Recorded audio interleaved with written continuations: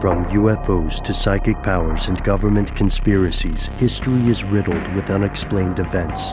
You can turn back now or learn the stuff they don't want you to know. A production of iHeartRadio.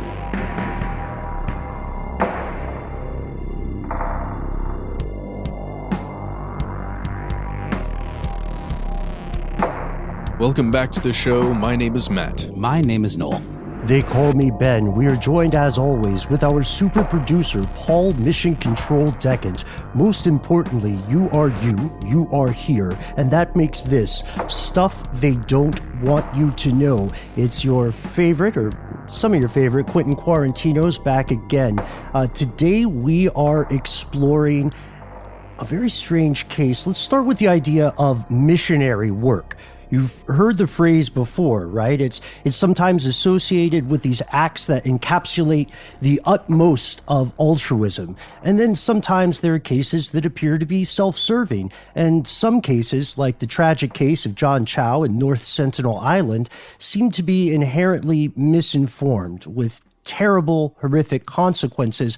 But in the world of missionary work, you may have also heard the story of one Renee Bach, who founded the organization Serving His Children, often abbreviated as SHC, in Uganda in 2009. Now, you may be somewhat familiar with this last story at a headline level, but if you are like most of us, you have not heard the full extent of what happened here. And that is why today we are exploring the strange, tragic tale of Renee Bach's actions in the organization in Uganda, as well as some of the larger themes this story touches upon.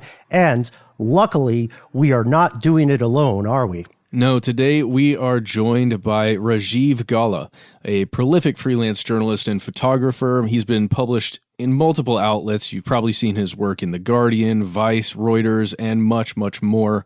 He, along with his team, Halima Gikandi and Malcolm Burnley, Rajiv spent a year investigating this story. He interviewed over 100 people, asking crucial, profound questions about the problems that arise when someone becomes what could be called a white savior. So, Rajiv, first things first, welcome to the show, and can you please briefly describe the story that's going on here of SHC? Yeah, thank you so much for having me on. So I got to Uganda last January. And a few days after I got there, I heard about this case of an American woman who had pretended to be a doctor and who was now being accused of killing hundreds of children. And a few days later, an activist group called No White Saviors helped file a court case against her in Uganda's high court. And so I went along with them, and I met a few of the people that had signed affidavits against Renee, and they kind of set me off on this journey that took us the next year to really get to the bottom of this whole story and figure out what was really going on with all these allegations. So I think some of the initial questions here are going to be concerning your process, which may be a little bit of a dry way to start. So in this story, in the Missionary, which one thing that you all have done that's pretty captivating to me is that it's a collaborative work of journalism. And it's still, I can only imagine, must be a huge undertaking. What led you and your colleagues, Halima and Malcolm, to take this approach to narrative, to storytelling and investigation? Yeah, well, pretty quickly when we got into the story, we realized it was going to be a lot up to interpretation. This was such a polarizing case. We had one group on one hand that literally called itself No White Saviors. And then we have the accused Renee on the other, and both were telling widely different stories. And when we got into it, the actual documentation, the evidence was kind of sparse. And so what we had to deal with mostly was all these competing narratives and trying to stitch them together. And it just made the most sense. Instead of one person kind of trying to make sense of all these things, why don't we kind of bring all those perspectives to the show? And so the three of us all come with our own personal experiences and our own take on just how this case unfolded and who's to blame and what really happened, what really went wrong. And instead of just picking one of those, we kind of tussle with each other through the show and try to get those opinions out there. It's interesting. It's almost like a Rashomon type story where there's just like an unreliable narrator, and you kind of have to, as the listener, make up your own mind as to what really happened. For example, even this woman in question, Miss Bach, she wrote a lot of these blogs where she wrote about herself in the first person as though she were the one, doing the blood transfusions on these malnourished children and putting in IVs. And obviously a big part of the story and the hubbub here is that she has no medical experience, but she wrote about it from the first person and then later walked that back and was like, I maybe was just being a little self-aggrandizing and chose to write it in that form, but it really was others. There were always nurses around that were counseling me and telling me what to do. But even that part, it's like, who do you believe? And it's fascinating, that level, the psychology of it. And I was aware of white savior as a movie trope more than anything, where it's like the idea of like Dances with Wolves, where the white guy comes in and saves all the, the Native Americans from themselves or whatever. That is where I kind of heard about this. So the idea of it as like a genuine psychological complex, I guess, is very fascinating. I mean, you speak a little bit about that and how you kind of started digging deeper into this idea of this almost being a pathological, issue with certain people. Well, I would just say on that end, we actually didn't want to go down the pathological route for a very specific reason, in that because there wasn't a whole lot of evidence, we didn't want to start like armchair diagnosing people, and we didn't want to kind of chalk this up to a singular like mental issue or anything like that, because what we saw and what we knew from our years of reporting out there was just that this was a systematic issue as much as it was about like one really extraordinary case. So we really did try to push all the pathological stuff to the side, even though there is incredible scholarship about it. There's something called pathological altruism, where you go out of your way to help even though it's hurting the people you're trying to help, or even hurting yourself, and that kind of stuff's incredible. But we were really trying to stay on the track of understanding this bigger system, because when you look at Renee's story, the first thing you realize is that there's this whole evangelical world in America that a lot of people, unless you're in it, like you don't see it. I mean, just like a quick example of that. I mean, the lawyer that she's got on the case is the same lawyer that represented Terry Schiavo's parents. And like, that was incredible to me until I realized that there's all these connections in this evangelical world. And like pretty much any story you pick up, you're going to kind of pull on all these other threads. I think that's an awesome point. I'm using awesome in the term that it means if you look up the word in the dictionary. Oh, we only speak in biblical tenses here. Oh, great. Fantastic. This is something I don't want to lose, because I think for many people, unless you have traveled maybe outside of the U.S., you may not, or unless you are yourself a practicing evangelical or in the missionary community, you're right. This is one of those things that is sort of an invisible culture because it's so insular. And I think that's the word that gets used accurately quite often here. One thing that struck me in this story is that it is considered completely legitimate, right, to be spiritually called to something rather than perhaps secularly qualified to do that thing. And with this, when we were looking at, or when I was digging into some of the research here, I came up with a couple of immediate questions that I wanted to present to our audience. Instead of me running through them, I think you would be much better suited to answer these, Rajiv.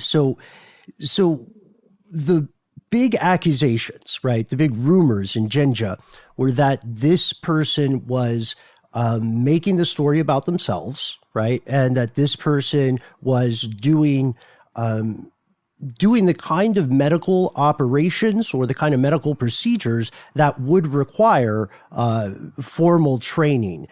Is that correct? And could you, when you're telling us about that, could you tell us a little bit about how much of that was rumor, how much of that was true? And while I'm just laundry listing questions, I'm so sorry to do this, but I'm so curious about this.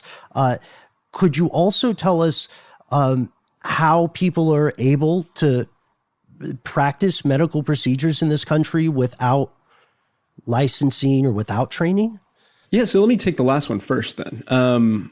So Uganda does have a pretty extensive system of laws to keep NGOs in check and make sure that people that are qualified are the ones providing the services. But at the end of the day, it's also an enforcement issue. And these places where a lot of these NGOs are based are not the most well-resourced. And so it's pretty easy to slip through the cracks. I mean, when we started this story, the things I was hearing made me feel like there was this conspiracy that somehow the government or these big NGO groups had all conspired to allow this to happen, something like that. But when it came down to it was kind of like a more pedestrian answer. Like, you got one guy in charge of a whole district with 900 registered NGOs. What can he really do? And so it's pretty easy to slip under the radar there. And it's one of those things that up until recently was pretty sensitive to talk about openly. When a lot of the government budget is coming from foreign NGOs, that's not something you want to scare away.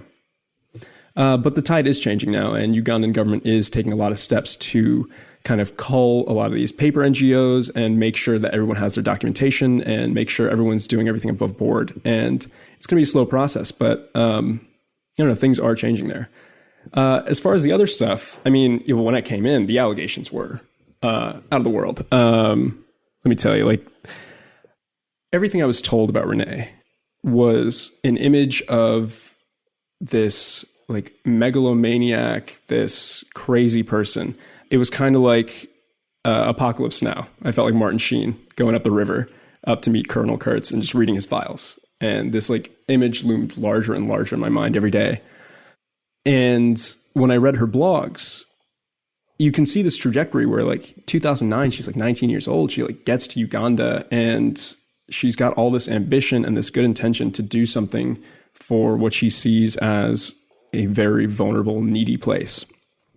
And it starts off well enough. I mean, she gets all these kids to her house to feed them lunch every day. Like 1,000 kids are lining up with bowls and they get beans and rice. And it was great for a while. She was like just a popular woman in the community. And then she starts noticing all these mothers bringing her children that are just very sick. There's nowhere else to take them, or at least that's what she thinks. She sees the government hospitals. She sees how understaffed they are. And she says, well, then let me try to jump in and help out. And it's a mission creep where no one tells you no, and there's not this really robust system of regulations to keep you from overstepping your bounds. And one day you're like, I don't know, trying to place an IV line, and then a few years down the road, you have an entire ICU built into your house. And in a culture of missionaries, especially in Jinja, where you're rewarded for being ambitious, for taking all this extra responsibility, for going above and beyond and really putting others before yourself, or making it seem like that, it was almost inevitable, like that something like this could happen. And when I asked a Ugandan NGO forum person, her name is Margaret. She works at the NGO forum in Jinja, and she oversees all the NGOs there. And when I asked her about this whole case and like kind of ran her through the allegations, I was like, does this surprise you? And she says, absolutely not. Like, there's probably happening again somewhere out here. Like, we just can't know. And there's so much going on, which, yeah, I guess goes back to the whole thing about this being a systematic issue more than anything else. I want to speak up just briefly for the missionaries here, just in general, because I grew up in a Christian church for a long time, and have gone a bit of a different way a while ago and up to this point. But for a time there, the way at least I was exposed to missionary work, it was truly an altruistic thing where a community somewhere across the world can send their funds, their monies that they collect generally on Sundays when I was a part of it, and then, send it somewhere else so that help can be provided, whether it's in building infrastructure or maybe even feeding somebody. I can totally see how maybe that the underlying reasoning to do something like that, even if it is to spread perhaps your religion, if the underlying reason is to help others, it is a tremendously helpful and wonderful thing, or at least, on paper, right?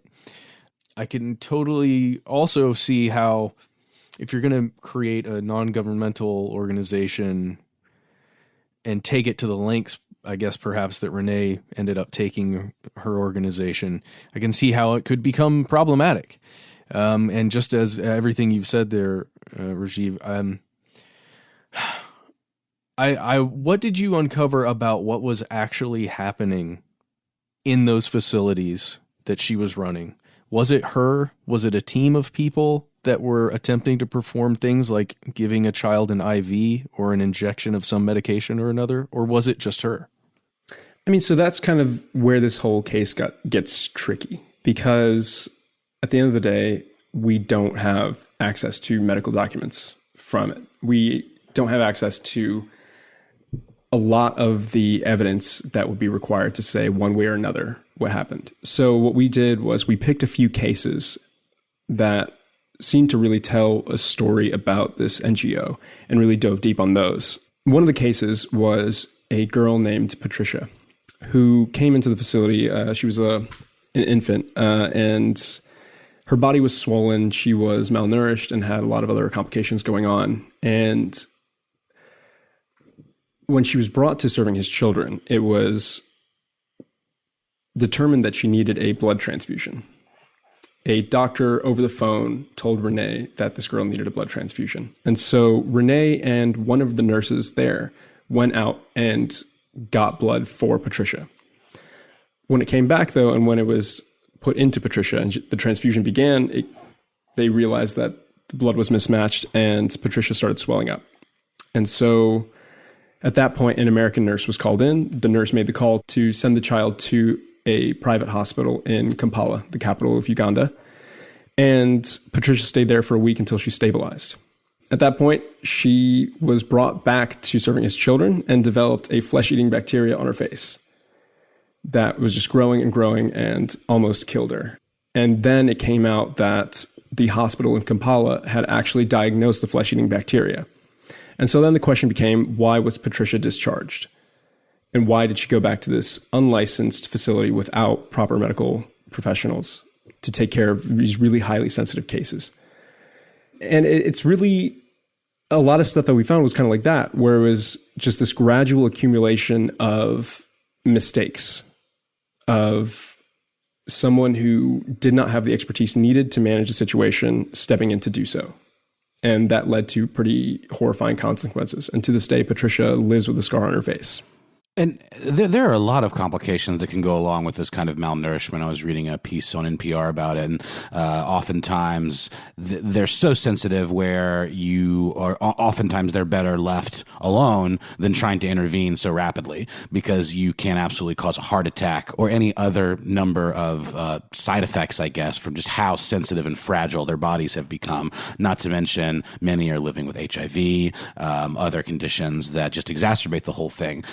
And so that's particularly, I think, why this is extra disturbing, the thought of someone with no medical training thinking they can just go in and do all this stuff. Yeah, and I think like this is like a kind of a really simple test that a lot of people bring up with this case and a lot of mission work abroad. Like, just if you wouldn't do it in your own neighborhood, would you be able to do it abroad?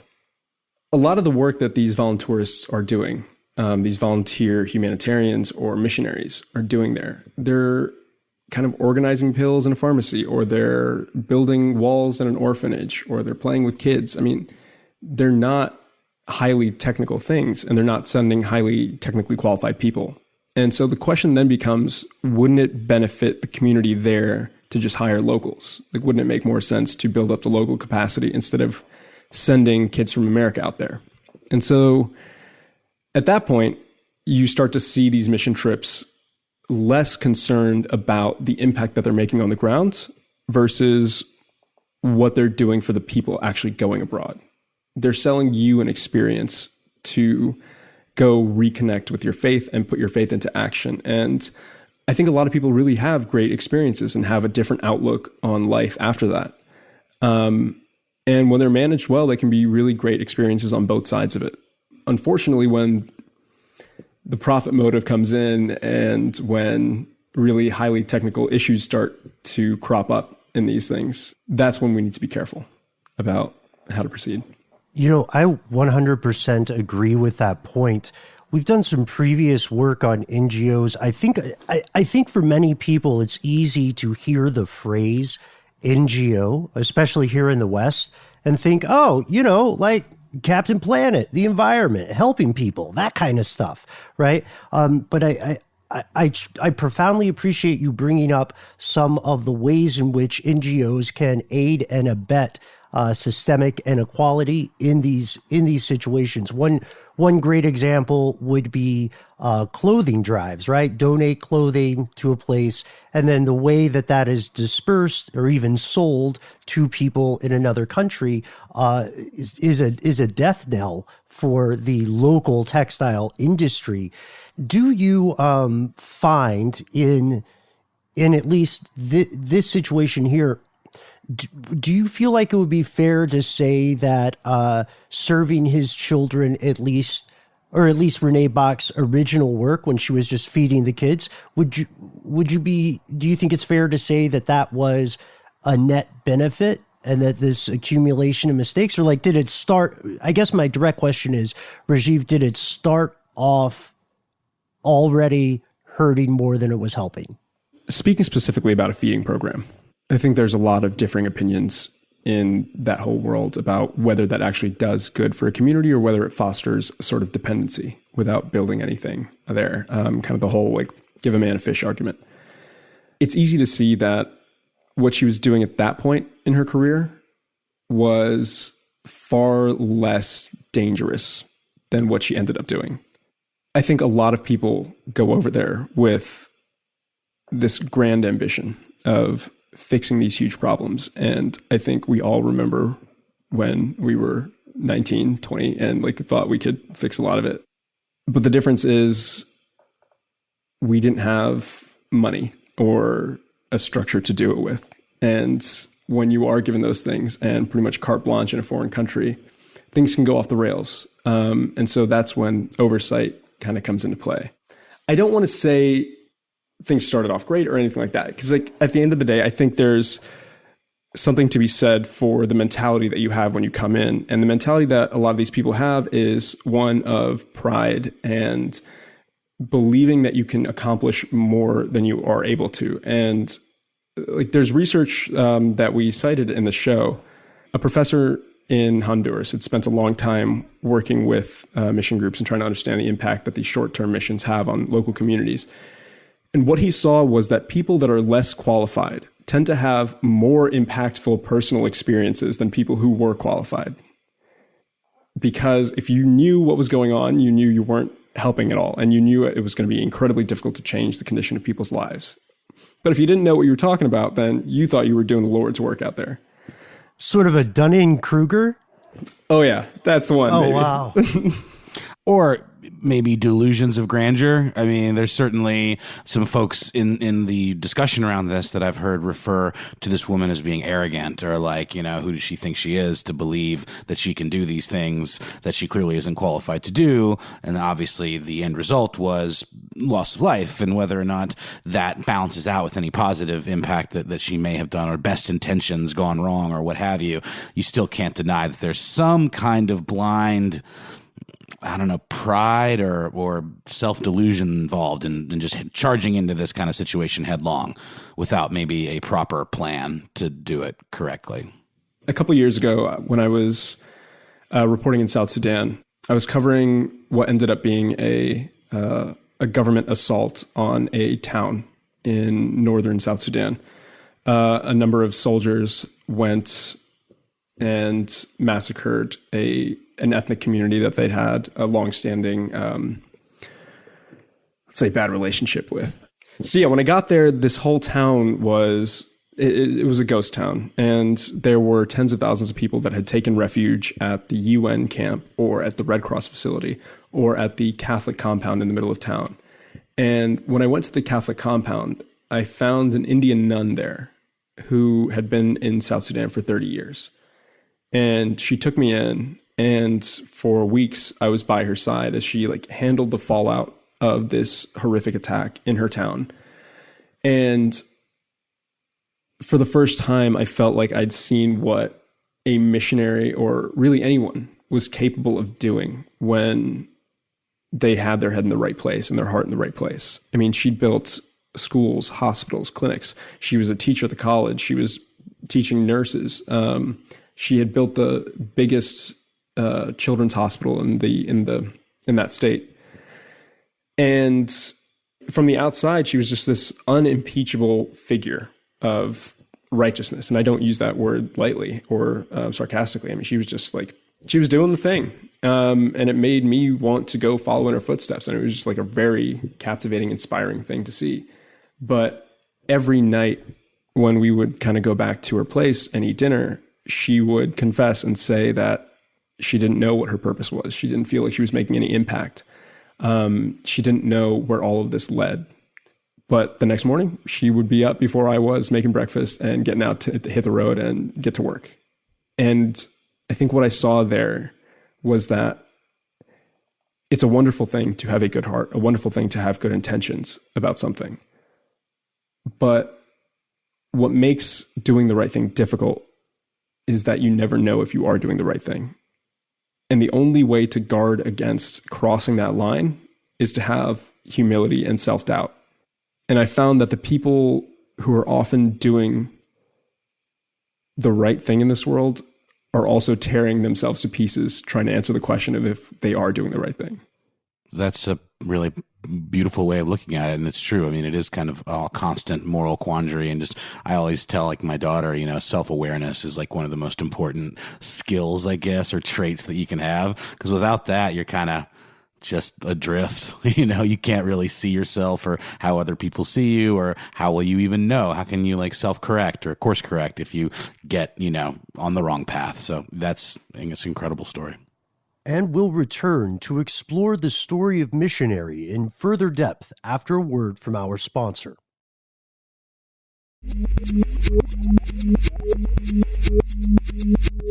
And we're back.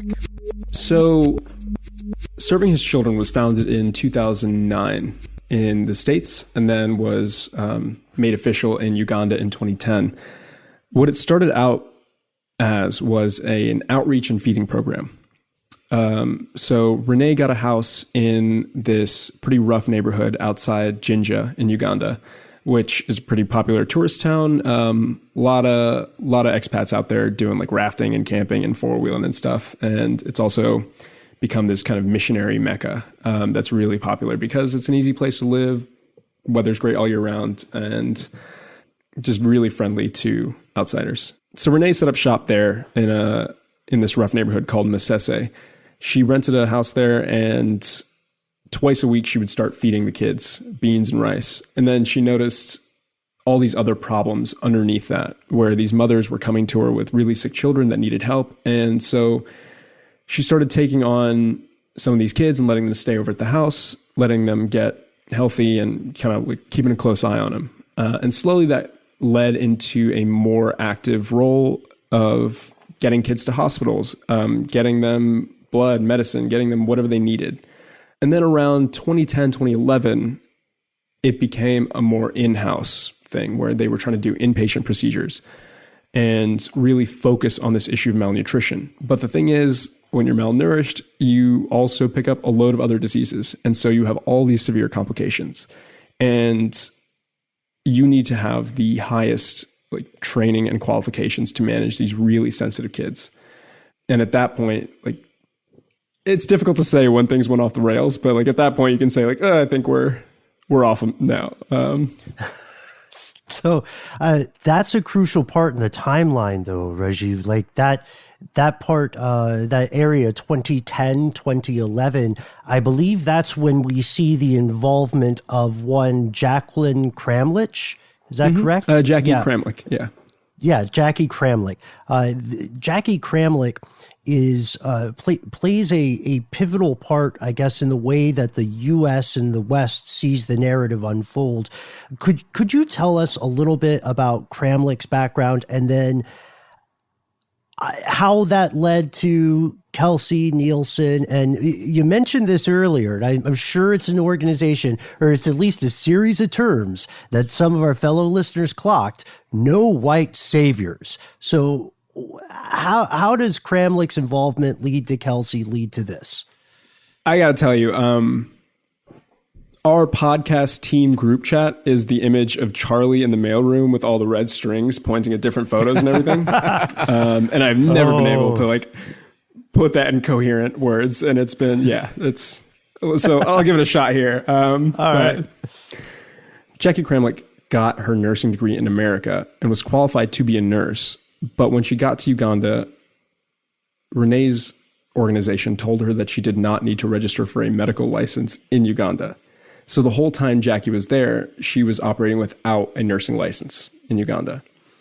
Nevertheless, her expertise was rarely called on. And there's a few anecdotes that she tells where there would be a really sick kid and Renee would be like scrambling to figure out what was going wrong. And instead of asking Jackie what was going on, she would call a friend in America to Google it or something like that. And it's that kind of unclear chain of command or that lack of delegation that was kind of a first red flag for Jackie.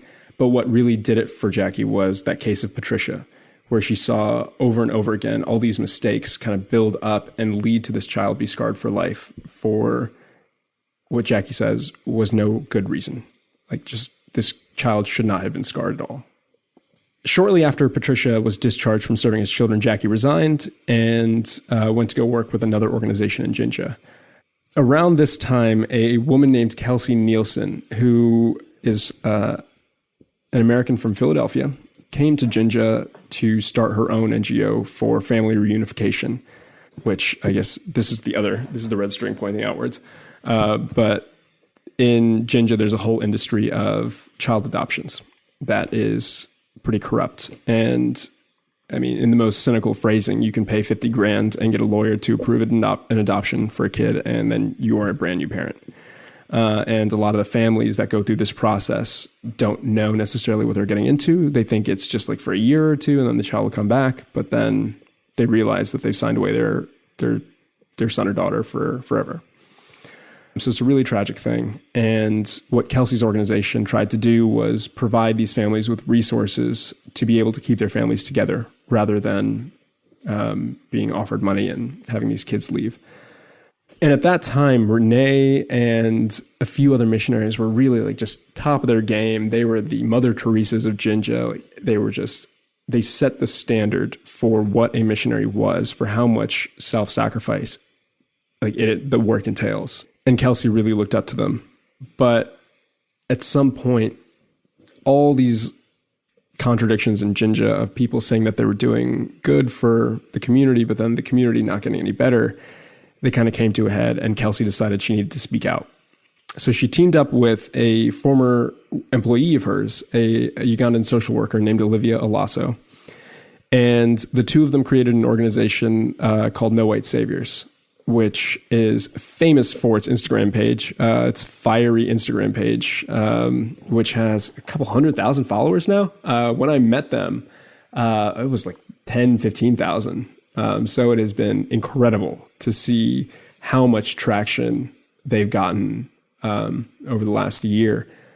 There's another Instagram page called Barbie Savior, which, if you've seen it, is a collection of photos of a Barbie doll dressed up as a volunteer tourist, a missionary, kind of traipsing around Africa, finding herself and following her calling. And it's this like really sarcastic thing where she's picking up black babies and being like, oh my God, like I'm in love with this place. And she gets like a tattoo of Africa on her chest and everything. And that account was actually started by Jackie Kramlich. Part of the impetus for this account, which has 150,000 followers now, was Renee. And Jackie says that one of the first photos they did of Barbie getting on a plane and waving goodbye to her family is a replica of the photo that Renee put up on her blog of the same thing.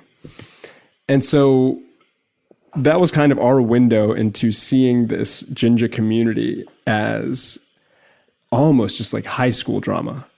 And I don't want to minimize the trauma of the victims in this whole situation by saying, oh, it was just like a Mean Girls fight. But I mean, there's a big part of the story that is just this pressure cooker of a town with a bunch of young missionaries that are all trying to save the world, and they're at each other's throats the whole time. And it's interesting because Kelsey looked at the superstars, the rock stars of Jinja, like Katie Davis and Renee Bach as the mean girls of Jinja. That they were these popular girls that everyone aspired to be, and you had to be smart and pretty to get into their group. But when Renee talks about how the Jinja community turned on her and tried to demolish her entire career and ruin her reputation, she calls Kelsey and them the mean girls. And so it kind of gets into this back and forth where, I mean, we got lost in it. There's all these rumors floating around, and at some point we just have to divorce ourselves and get back to the real story, which are the families that went through serving as children. But it gave us a huge insight into what happens when you go to church on Sunday, put money in the basket, and it goes off to Jinja. And we're all kind of gossiping at the cafe there, paying for lattes with your aunt's money. And with that, we're going to take a quick break and hear a word from our sponsor.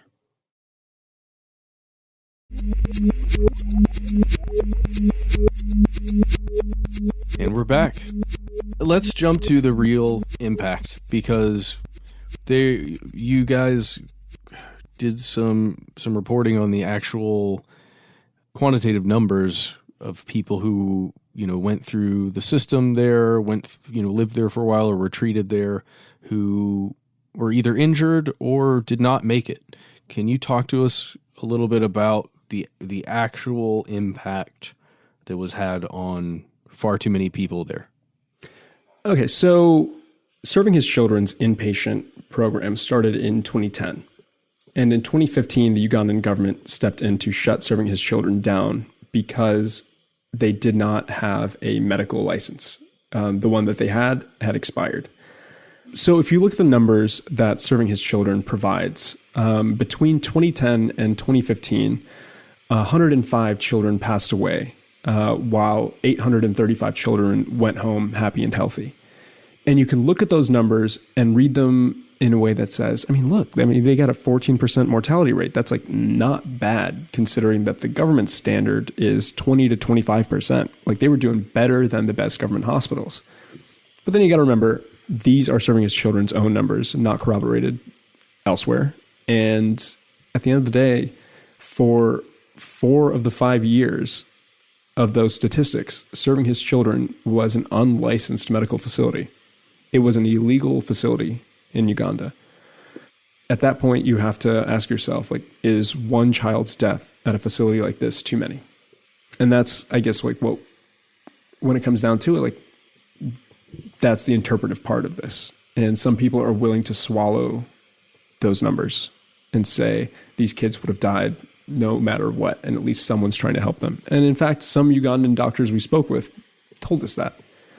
But I think it takes education and awareness of cases like this to make people think twice about following in these footsteps. One thing that David Gibbs, who helps represent the family here in the States, the Bach family here in the States, one thing he says is that the campaign that No White Saviors is trying to put out against Renee, against all these other white saviors and missionaries, what he's afraid of is it will create a chilling effect on people that want to go out into the world and help their fellow person. And that's his fear, that someone with good intentions, when they see things like this, will be too afraid to go out and help. But there's a part of me that thinks maybe that is what's needed. Maybe that's how you bring self-awareness into the situation and bring humility into the situation, is by holding to account people that have taken advantage of certain situations or slipped through the cracks and hurt more than they helped. And that's the point, perceived eloquence aside, there are larger links. Nothing is created in isolation, right? Everything exists in context and is in some way an end result of all the actions preceding it. And one thing that I think is incredibly pertinent here, in multiple situations, abroad and in the U.S. today is the concept of knowing one's rights that you hit upon excellently. In this case, one thing that seems to be a damning allegation is the lack of informed consent, which we've talked about previously on this show. You'll have, I believe there were some folks on the SHC side who said, well, paperwork aside, legal or illegal status aside, we had people sign forms that acknowledged, that this is not, that very carefully acknowledged the type of care it was and it was not. And these forms that I understand that some people were illiterate when they were asked to sign these forms. And then I further understand that these forms were in English, which not necessarily everybody in the country or at that center specifically could read. Is that correct? Yeah. So I don't know the ins and outs of Ugandan law, but from what the lawyer on the side of the plaintiffs says, if a person who does not speak English or read English signs one of these documents, it has to be accompanied by a proof that it was interpreted or translated for the signee. And those documents were not provided, which threaten to invalidate them. And a big part of this case is this question of whether Renee impersonated a doctor.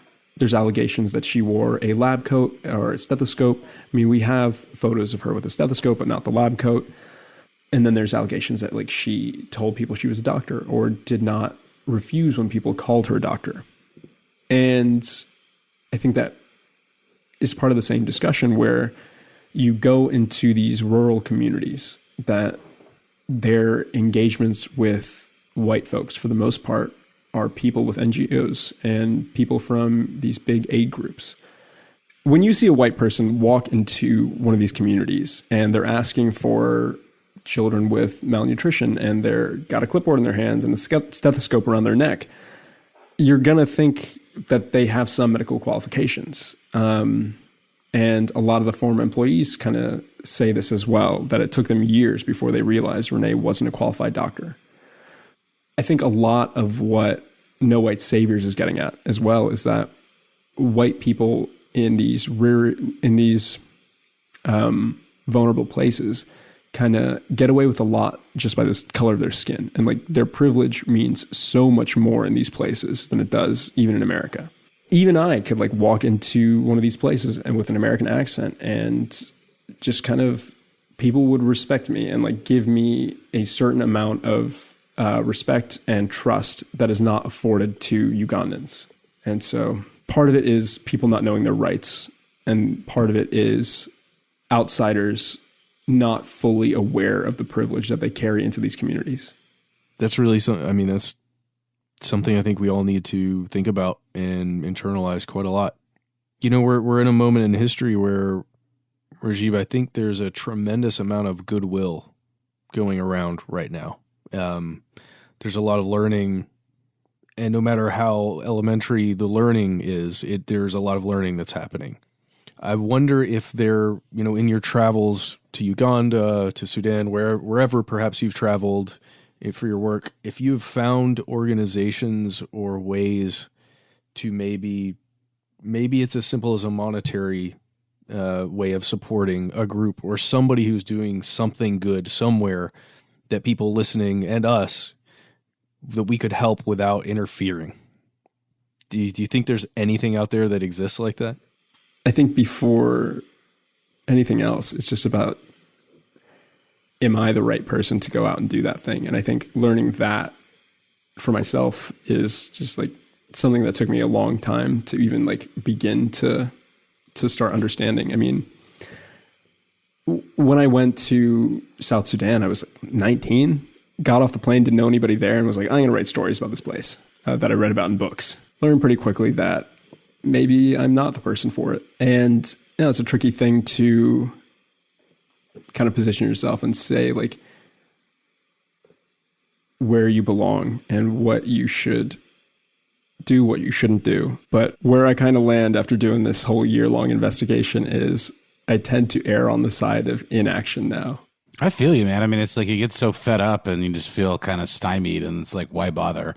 That's how I feel about the government and just like voting and stuff. I mean, and it's not good, especially when you see so many people mobilizing and getting out and, you know, trying to at least make a difference. Like my ex-wife had me and my daughter and her friend and their son go out and do this protest in our neighborhood, and it's a predominantly black neighborhood. And I was sort of like, oh, this is preaching to the choir. I was so cynical about it. Then we went out, and it was just people honking the horn and just seeing that we gave a shit enough to, like, you know, stand there on the curb with signs. I'm not saying that's like some grand gesture, but it really opened my eyes to the fact that even just showing people that you care is meaningful, more meaningful than you think. I think sometimes, you know, it's easy to get swept up in the nihilism of it all, and to forget that, like, you know, people do see you when you see them, and that's important not to lose sight of, I think. I don't know.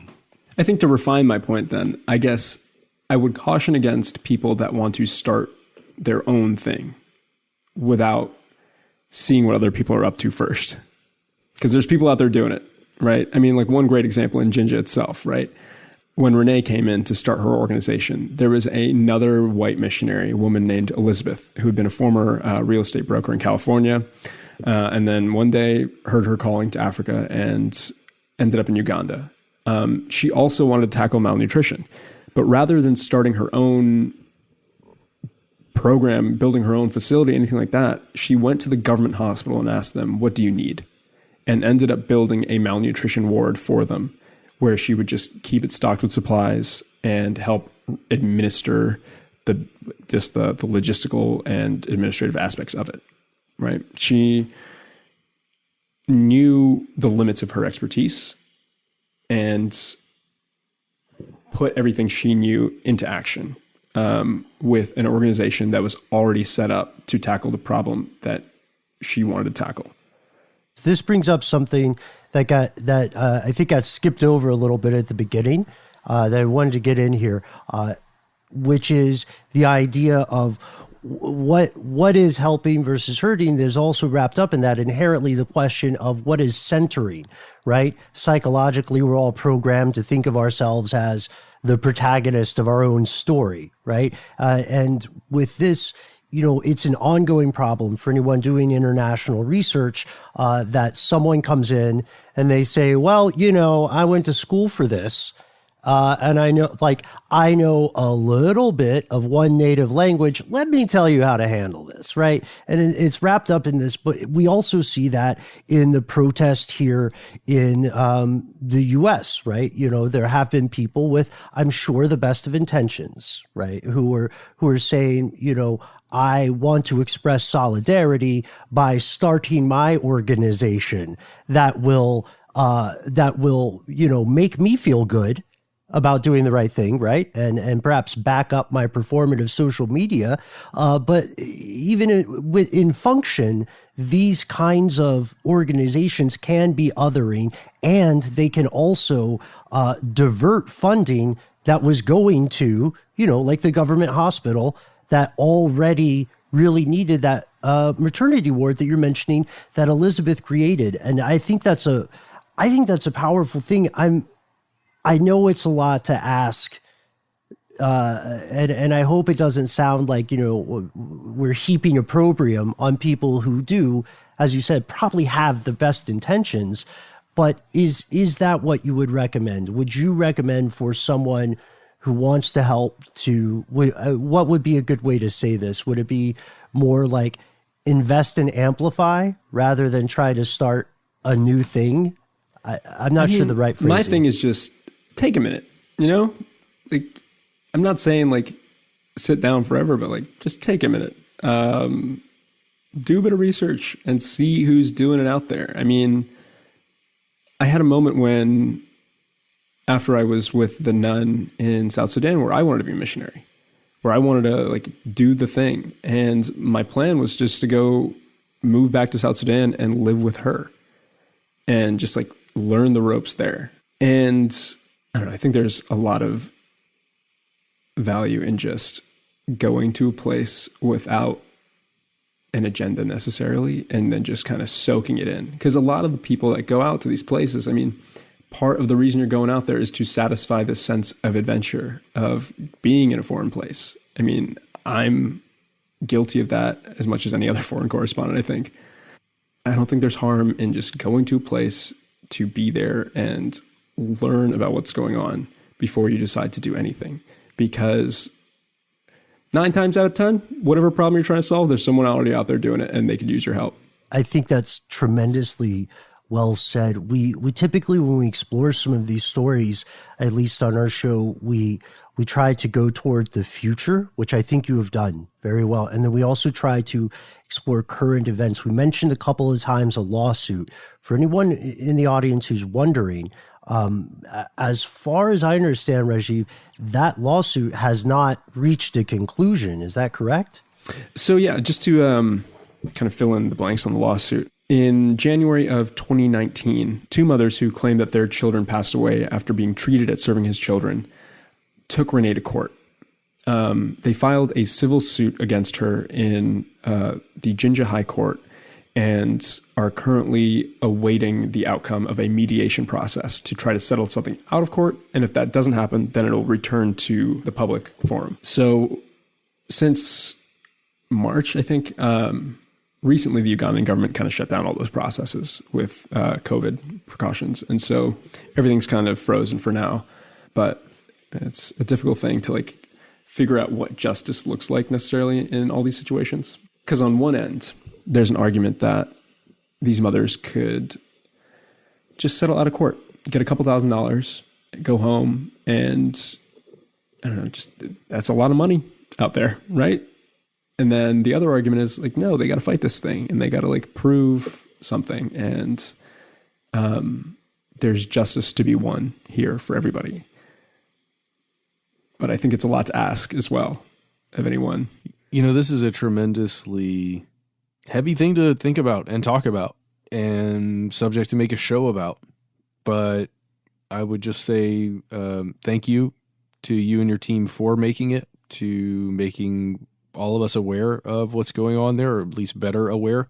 If you'd like to learn more about this case and everything that happened at Serving His Children and the story of Renee Bach and the ongoing lawsuits and everything involved, we highly recommend you go and check out the podcast, The Missionary, which is hosted by our guest today, Rajiv Golla, as well as his team members, Halima Gikandi and Malcolm Burnley. Again, can't recommend it enough. The podcast is called The Missionary. Yeah.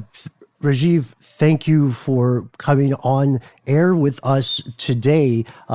Because you travel so widely, I can only imagine it must also be a little bit odd to be in one place for an extended amount of time. So thank you for spending this time with us. We want, as Matt said, we want everybody to check out this show. It's ongoing as we record this, but there are multiple episodes out there. We do highly recommend that you dive in. This is top-notch journalism. This is not blowing smoke here. It's weird, Rajiv, because I can see you on the call, but I'm not. We're not saying this because you're here. This is very well researched. It's captivating. It's more than worth your time. And we want to hear what you think about the topics we've addressed here. NGOs, we want to hear what you think about the ideas that we've explored regarding missionary work and the ideas regarding Renee Bach. Rajiv, for people who would like to learn more about you and the missionary and your work outside of the missionary, where's a place they can find you or learn more about you on the big, creepy big brother we call the internet? Well, my portfolio website is rajivgolla.com, and my Twitter handle is Rajiv Golla, where you can find me tweeting about NASCAR most of the time. But hey, Noel, speaking of the internet, I hear our show's on there too. Yeah, we're around. You can find us on the usual social media spots like Facebook and Instagram and all that. We're either Conspiracy Stuff or Conspiracy Stuff Show on all the usual suspects. And then you can also find us as individual human people. I am on Instagram exclusively at HowNowNoelBrown. I am at Ben Bullen HSW on Twitter. You can find Rajiv and I both on there. And I am in a burst of creativity calling myself at Ben Bullen on Instagram. And if you don't want to use social media, you can always give us a phone call. Our number is 1-833-STDWYTK. You can leave us a message. You get 3 minutes, talk about this episode, any other episode, or another one you'd like us to cover. Really, we'd love to hear from you, so please give us a call. But if none of that quite bags your Badgers, we have one way you can always get in touch with us. You don't have to just, meet me at a crossroads at midnight or say my name into a dark mirror. You can send us an email 24 hours a day, 7 days a week, how many ever days in a year there are. You can reach us directly. We are conspiracy@iHeartRadio.com.